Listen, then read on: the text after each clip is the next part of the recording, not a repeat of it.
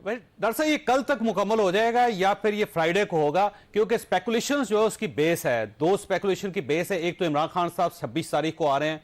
और गवर्नमेंट के अपने लोग ये कह रहे हैं, पीटीआई भी कह रही है कि हम इस जो तैनाती है उस पर असरअंदाज होना चाहते हैं। और सेकेंडली जनरल आसिम मनीर साहब जो है वो 27 तारीख को रिटायर हो जाएंगे और इसलिए दो एलिमेंट्स है जिसकी बुनियाद पर बार बार डिस्कशन की जा रही है। तो ये 27 से पहले हो जाएगी और इमरान खान साहब का क्या रोल होगा इसमें? देखिए, मैं आपको ये तो गारंटी नहीं कर सकता कि कल हो जाएगा या परसों हो जाएगा। एक चीज यकीन से कह सकता हूं कि चेयरमैन जॉइंट चीफ का 27 तक हो जाएगा, 27 से पहले, क्योंकि 27 को जो मौजूदा chairman joint chief of staff है उन्होंने उनकी टेन्योर मुकम्मल हो, उन्होंने रिटायर होना है। जहां तक आर्मी चीफ का ताल्लुक है, उनकी रिटायरमेंट डेट 29 तारीख है। तो ये बड़ा बहुत भी स्ट्रेच करेगा तो इसको टेक्निकली और फॉर ऑल रीजंस 28 तक मुकम्मल हो जाना चाहिए, क्योंकि 29 को फिर वो चेंज ओवर का डेट है और उनके रिटायरमेंट की डेट है और नए जो भी तैनाती होगी उनकी अपनी जिम्मेदारियां संभालने की डेट है। तो मैं आपको ये गारंटी कर सकता हूँ, ये आपको मैं गारंटी चॉइस अब नहीं कर सकता, ये प्राइम मिनिस्टर का प्रोगेटिव है। ये आपको भी पता है, आइन में ये है कि प्राइम मिनिस्टर फैसला तो प्राइम मिनिस्टर करते हैं,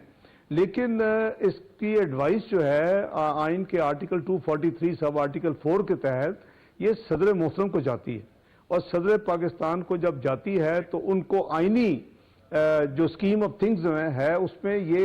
एक राइट दिया हुआ है कॉन्स्टिट्यूशनल कि वो 15 दिन तो में अपनी कोई अगर व्यू देने हैं वो दे सकते हैं और फिर ये सारा एक प्रोसेस है।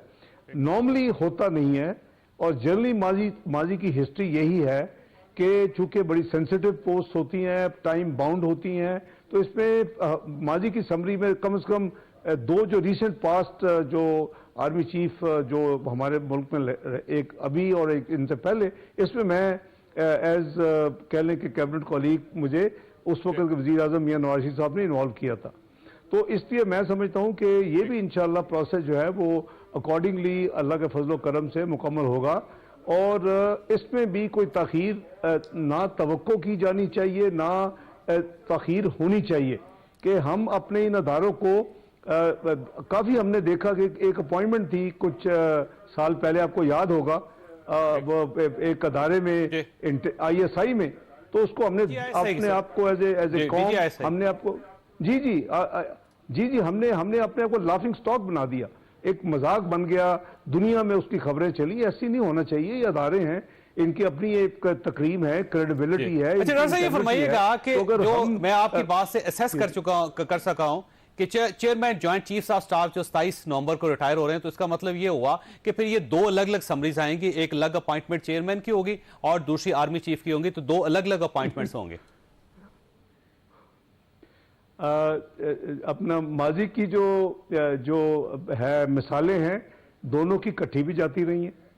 और डेट्स डिफरेंट भी हो सकती हैं। ये कोई इतना कॉम्प्लिकेटेड नहीं है और दो जाए या एक जाए, दोनों के ऊपर फैसला होना है और फैसला बगैर किसी तखीर के होना चाहिए। यानी आइडियली एज ए कंट्री, मैं एज ए पाकिस्तानी कह रहा हूं कि उस पर कोई वजह नहीं है कि उस पर तखीर, एक प्रोसेस है, एक प्राइम मिनिस्टर का प्रोगेटिव है। आपको भी पता है कि सदर मोहतरम एडवाइस पे अगर मसला ज्यादा डिले कर सकते हैं, 15 दिन अगर डिले करते हैं, उसके बाद आती है, अगर दोबारा जाती है तो 10 दिन के बाद तो ऑटोमेटिकली वो फैसला उनका पे अमल दरामद हो जाता है अगर वापस ना भी आए। ये हमारा स्टैंडर्ड आइन में एक स्कीम ऑफ थिंग्स है। लेकिन ये ऐसे सेंसिटिव